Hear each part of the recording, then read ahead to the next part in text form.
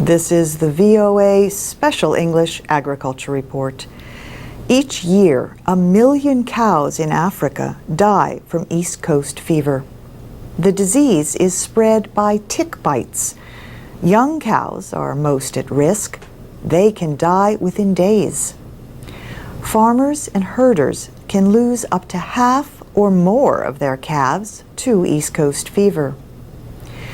The disease is widespread in 11 countries, and experts say it now threatens 10 million more animals in new areas, including southern Sudan.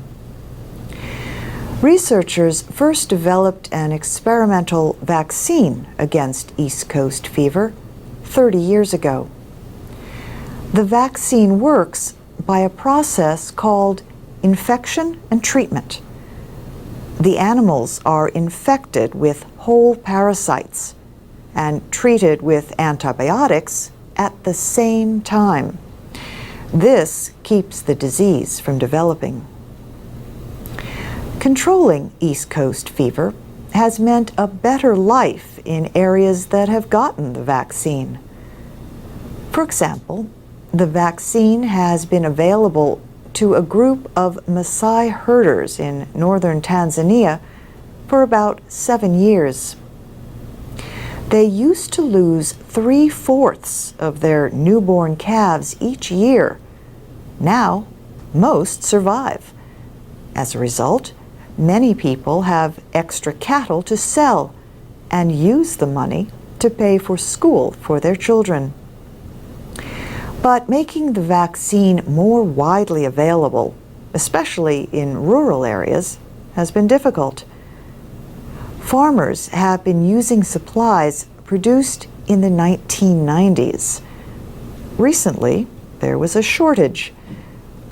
The International Livestock Research Institute made 1 million doses at the request of African officials, but that supply is only temporary.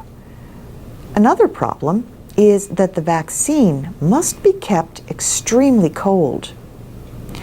Now, the nonprofit group Global Alliance for Livestock Veterinary Medicines is trying to expand production and lower the cost. GalvMed spokesman Hamid Nourou says mobile phones have helped lower some barriers to distribution.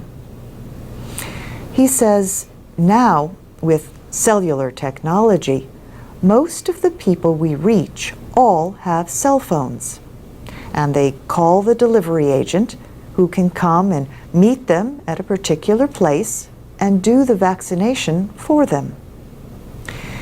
The vaccine is not cheap, but Hamid Nourou says the herders get together to sell a bull and use the money to vaccinate all their animals. They understand that they are getting value for their money. A cow is worth nearly twice as much if it is vaccinated. A goal is to have local people develop businesses supplying the vaccine. The efforts are supported by the Bill and Melinda Gates Foundation and the British government. And that's the VOA Special English Agriculture Report.